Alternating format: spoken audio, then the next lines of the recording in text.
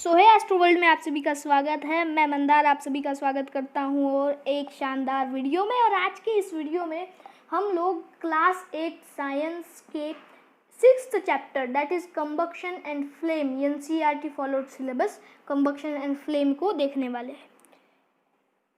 ये इस पार्ट में ये वीडियो के 2 पार्ट बनेंगे और ये पहला पार्ट है। इस पहले पार्ट के अंदर मैं इस पूरे चैप्टर को एक्सप्लेन करने वाला हूँ और इसके बाद सेकेंड पार्ट जब आएगा उसमें इस चैप्टर के इम्पोर्टेंट क्वेश्चंस देखेंगे हम।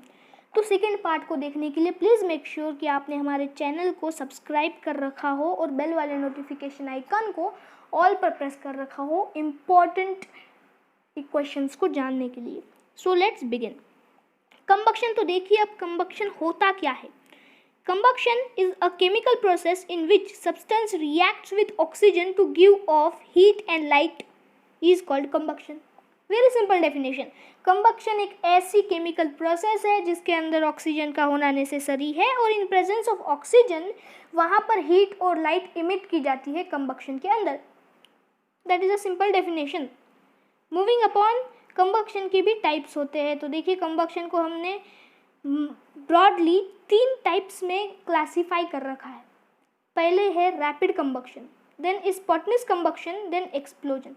अब धीरे धीरे करके इन तीनों को समझेंगे, तीनों की डेफिनेशन देखेंगे। पहले आता है आपका रैपिड कंबक्शन। तो देखिए रैपिड कंबक्शन की डेफिनेशन। रैपिड कंबक्शन का मतलब होता है the gas Burns rapidly and produces heat and light. यानी जब कोई गैस या फिर कोई एपेरेंट एकदम से बर्न हो जाता है और हीट और लाइट को प्रोड्यूस करता है, that is known as rapid combustion, first type of combustion. Next spontaneous combustion. यानी अब देखिए इसकी definition, the type of combustion in which a material suddenly bursts into flames without the application of any apparent is called as spontaneous combustion.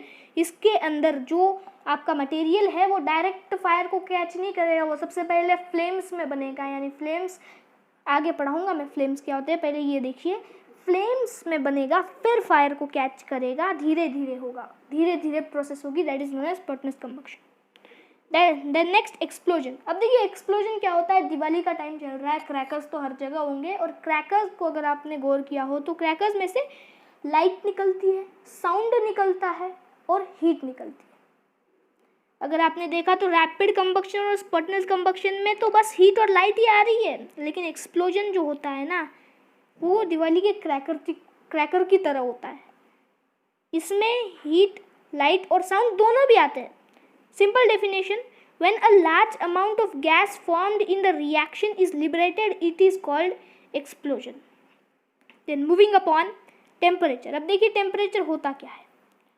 Simple सी definition है, the degree or intensity of heat present in a substance is called as temperature. For example, एक device है, मेरे पास एक smartphone है जिसको मैं 2 घंटे के लिए या फिर 2.5 घंटे के लिए हीट में रख देता हूँ, फिर वो हीटअप हो जाता है और फिर उसके अंदर हीट आ जाती है।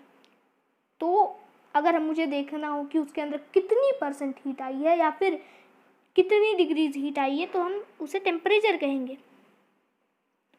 मूविंग अपॉन इग्निशन टेम्परेचर क्या होता है। देखिए ignition temperature is the lowest temperature at which a substance catches fire is called its ignition temperature. Ignition temperature मतलब एक लोवेस्ट टेम्परेचर होता है जहाँ पर कोई सब्सटेंस फायर को कैच कर लेता है। फॉर एग्जाम्पल, ये जो स्मार्टफोन था, इस स्मार्टफोन के अंदर जब हीट जाएगी और 2 घंटे 2.5 घंटे रखने के बाद इसका टेम्परेचर बढ़ जाएगा और मैं मान के चलता हूँ कि 84 डिग्री सेल्सियस पर ये बर्न हो जाएगा, तो इसका इग्निशन टेम्परेचर क्या होगा 84 डिग्री सेल्सियस, क्योंकि इसी टेम्परेचर पर जाकर वो फायर को कैच करेगा, वो बर्न होगा। That is known as ignition temperature. Moving upon, the substance which have very low ignition temperature and can easily catch fire with a flame are called inflammable substances. अब देखिए inflammable substances का मतलब क्या होता है। Nature में बहुत सारे सब्सटेंसेस होते हैं, टाइप्स ऑफ सब्सटेंसेस होते हैं, उनमें से ही एक टाइप है इनफ्लेमेबल सब्सटेंसेस का। इस इनफ्लेमेबल सब्सटेंसेस के अंदर क्या होगा, जो सब्सटेंस है वो बहुत ही कम टेम्परेचर में बर्न हो जाएंगे, उन्हें हम इनफ्लेमेबल सब्सटेंस कहेंगे। मूविंग अपॉन, मैंने कहा था फ्लेम में आगे समझाऊंगा। तो देखिए फ्लेम होता क्या है।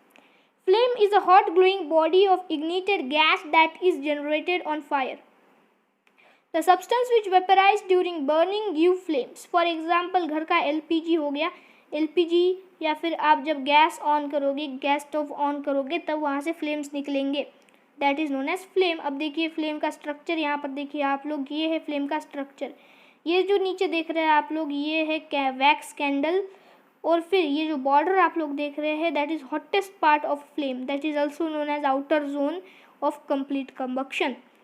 थोड़ा अंदर जाने के बाद आएगा moderately hot, that is middle zone of partial combustion. और फिर एकदम अंदर जब यहाँ पर मिडल पर जाओगे आप, जब आप यहाँ पर मिडल पर जाओगे तब वहाँ पर आएगा लीस्ट हॉट, यानी innermost zone of unburned wax vapours.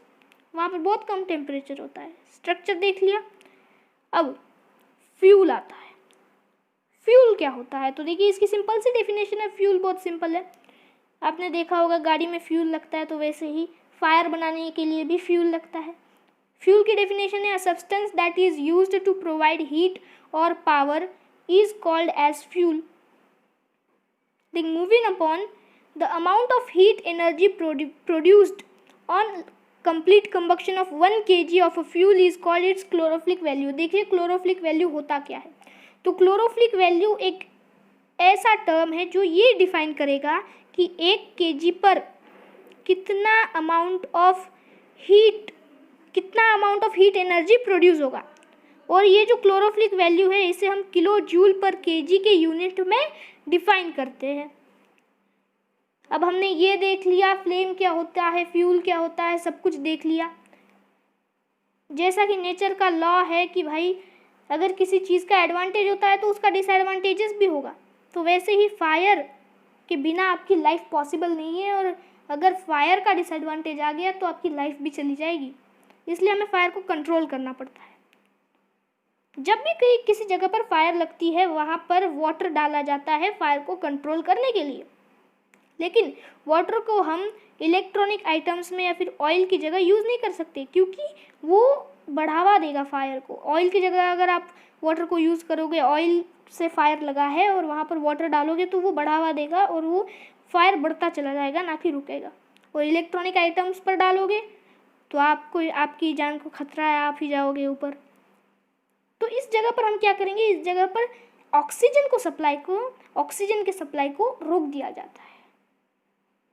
जैसा कि मैंने बताया, विदाउट ऑक्सीजन कंबक्शन तो नहीं हो सकता, तो फिर ये किस बात का है, फायर कैसे होगा.